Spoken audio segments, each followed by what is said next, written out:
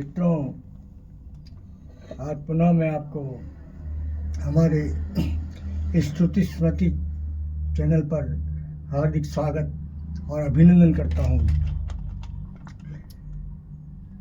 वैसे हमारे चैनल का विषय कोई ज्योतिष नहीं है, फिर भी कर्मकांड जो है वो कई जगह पर ज्योतिष से जुड़ा हुआ रहता है, तो उसको स्पष्ट करना जरूरी है। आज गुरुवार का दिन है, दशम तीसरी तिथि है और ज्येष्ठ मास चल रहा है। गुरुवार को विष्णु की पूजा प्रमुख रूप से की जाती है और विष्णु के कुछ मंत्रों का जाप किया जाता है। वो अगले चरण में कभी हम बताएंगे आपको। आज हम आपको कन्या राशि से संबंधित देवता अर्थात बुध और बुध के अधिष्ठाता जो हैं वो गणपति हैं और विष्णु दोनों ही हैं, इसलिए मैंने विष्णु का आपसे जिक्र किया है। तो वह गणपति के एक षडाक्षर मंत्र होता है कन्या राशि के जातकों को, गणपति और मिथुन राशि के जातकों को, जिसका कि अधिष्ठाता बुध है और बुध का जो देवता है वो गणपति और विष्णु है। तो इनकी प्रसन्नता के लिए हमको विष्णु द्वादशाक्षर मंत्र या गणपति षडाक्षर मंत्र का जाप करना चाहिए। तो मैं आपको गणपति षडाक्षर मंत्र के बारे में बताता हूँ कि वही पूर्व के सभी मंत्रों में मैंने बताया है कि आसन शुद्धि, बाह्य शुद्धि, अपवित्रो पवित्रो वा सर्वा से, और आत्मनम केशवाय नमः, माधवाय नमः, गोविंदाय नमः, नारायण नमः हस्तपक्षान हाथ धो करके, शिखा बंधन मानस तो केतने मानस है, प्राणायाम, पूरक, कुंभक और रेचक, ये सब प्रक्रिया करने के पश्चात हम हमारा संकल्प जो है, जो सूर्य के मंत्र में मैंने आपको बताया था, यथा संख्येन गणपति षडाक्षर मंत्र जप अहम करिष्ये, इस तरह का करके और जल को हमको त्याग देना है। अब इसका विनियोग जो करते हैं वो गणपति षडाक्षर मंत्र का इस प्रकार से है कि ओम अष्टस्त्री षडक्षर गणपति मंत्रस्य भार्गव ऋषि अनुष्ठुप छंदः विघ्नेशो देवता वम बीजम यम शक्ति हूम कीलकम मम श्री गणपति प्रसाद सिद्ध्यर्थम जपे विनियोग, ये करके विनियोग करके जल छोड़ देना है। पूर्व में हर बार मैंने आपको बताया है कि न्यास और ध्यान ये हर एक जगह पर प्रमुख है और प्रत्येक मंत्र के जाप के लिए पृथक पृथक न्यास और पृथक पृथक ध्यान है।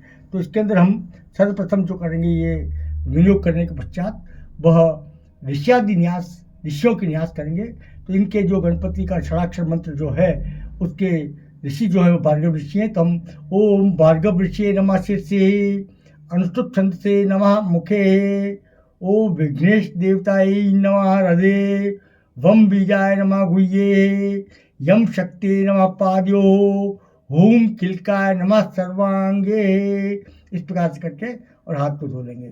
उसके पश्चात हम करन्यास करते हैं और करन्यास में क्या है कि ओम वम अंगूठाभ्याम नमः, ये बोलते हुए तर्जनी को अंगूठे के ऊपर लगाएंगे। ओम क्रम तर्जनीभ्याम नमः, ये बोलते हुए तर्जनी के ऊपर अंगूठों को लगाएंगे। ओम तुम मध्यमाभ्याम नमः, ये बोलते हुए अंगुष्ठ को मध्यमा के ऊपर चलाएंगे। ओम डाम अनामिकाभ्याम नमः, ये बोलते हुए हम अनामिका के ऊपर अंगुष्ठ को चलाएंगे। ओम यम कनिष्ठिकाभ्याम नमः, ये बोलते हुए कनिष्ठिका के ऊपर अंगुष्ठ को चलाएंगे। ओम हूम करतल करपटाभ्याम नमः, ये बोलते हुए करतल, ये कर मतलब हाथ का तल और ये कर पृष्ठ, इसके ऊपर हाथ लगाएंगे। इसके पश्चात हमारे समक्ष जो आते हैं वो आते हैं हृदयादि न्यास।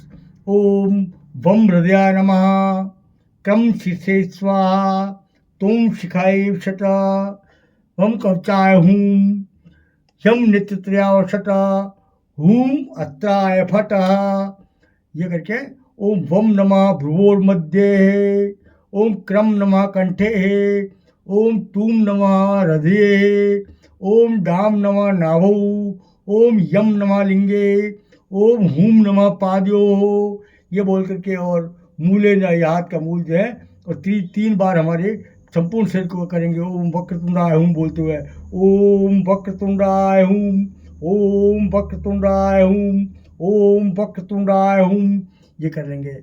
और उसके पश्चात उनका गणपति का जो है वो ध्यान करेंगे हम। वो ध्यान जो है उद्दीनेश्वर रुचि निजहस्त पद्मैः पाशांकुशा भयवरान्दरतं गयास्यं रक्तांबरं सकल दुःख हरणं गणेशं ध्यायेत् प्रसन्नमखिलाभरणाभिरामम्। ये गणपति का ध्यान करके और उनका मानसिक उपचार, मानसिक पूजन करेंगे। इलम पृथिव्यात्मकम गंधम समर्पयामि, त्वम आकाशात्मकम पुष्पम समर्पयामि, यम वन्यात्म वायव्यात्मम धूपम आग्रापयामि, रम वन्यात्मकम दीपम दर्शयामि, ओम भम अमृतात्मम नैवेद्यम निवेदयामि, शम शक्त्यात्मकम तांबूलम समर्पयामि, सम सर्वात्मकम मंत्र पुष्पांजलिम समर्पयामि, छत्रम चाम्रम पादुका दर्पणम व्यंजनम सांगाय सायुधा सपरिवाराय समुत्सहिताय श्री महागणपति नमः मानसोपताराम पूजाम परिकल्पयामि प्रियंतान्ना मामा, ये छोड़ करके और गलती इसको हम पानी को जल को छोड़ देंगे। इसके अंदर माला को लेंगे, माला को हाथ में लेंगे और तो माला हम पानी ये पात्रे या वाम करे वा संख्यायाम मूल्यना गोदगेन दक्षिणहस्तेन संप्रोक्षित, इसको हम दक्षिण वाम हस्त में लेकर के और जल से संप्रोक्ष करेंगे। इस तरह से है। और फिर बोलेंगे ओम ह्रीम माम माले महामाये सर्व तत्व स्वरूपिणी चतुर्वर्गस्तयी न्यस्तास्तस्मान्मे सिद्धिदा भवा, ओम ऐं ह्रीं सिद्धियै नमः इति मंत्रेण गंधपुष्पाभ्याम मेरुम संपूज्येत प्रार्थयेत। गंधपुष्प से ये मेरु सुमेरु कहलाता है, उसकी पूजा करेंगे और उसकी प्रार्थना करेंगे। ओम गम अविघ्नं कुरु माले त्वं सर्व कार्येषु सर्वदा इति संप्रथ्यम नमस्कृत्यम, नमस्कार करेंगे। दक्षिण हस्ते न मालायाम गृहीत्वा, दक्षिण हस्त मतलब राइट हैंड के अंदर का माला को लेंगे और गृहीता मधु माया मध्य पर्वणि संस्थाप्य, अपने इस अनामिका उंगली के ऊपर मध्य पर्व के ऊपर उसकी स्थापना करेंगे। मध्य पर्वम संस्थाप्य अंगुष्ठ प्रथम पर्वेण श्रेष्ठ देवतानां ध्यानम मंत्रार्थ च विचार्यन एकल चित्तो यथा संख्या काम हृदय समीपी मालानियम धारित, मतलब हृदय के शरीर में धारण करके माला को गौमुखी में स्थापित करके हृदय में अंगुष्ठी का पर्व को स्थापित करके और जिस भगवान का हमको मंत्र जो हम गणपति षडाक्षर मंत्र की माला कर रहे हैं उनका ध्यान करते हुए और हम बोलेंगे कि प्रीतिदा शुद्धा भवा श्रियम कुरुष्म में भद्रे यशो वीरम सर्वदा तेरे सत्य सिद्धि में देवी मातर नमोस्तुते ओम सिद्धे नमः इति नमस्कृत्यम मालाम शीर्ष निधाय गौमुखी रहस्यताप्य, इसको बोलते हुए माला को सिर के ऊपर धारण करके गौमुख के धारण करके और फिर हम जपन करेंगे। अब जप क्या है? ओम वक्रतुंडाय हुम, ओम वक्रतुंडाय हुम, ओम वक्रतुंडाय हुम, ओम वक्रतुंडाय हुम, ओम वक्रतुंडाय हुम, ओम वक्रतुंडाय हुम, ओम वक्रतुंडाय हुम, ओम वक्रतुंडाय हुम, ओम वक्रतुंडाय हुम, ओम वक्रतुंडाय हुम, ओम वक्रतुंडाय हुम, ओम वक्रतुंडाय हुम।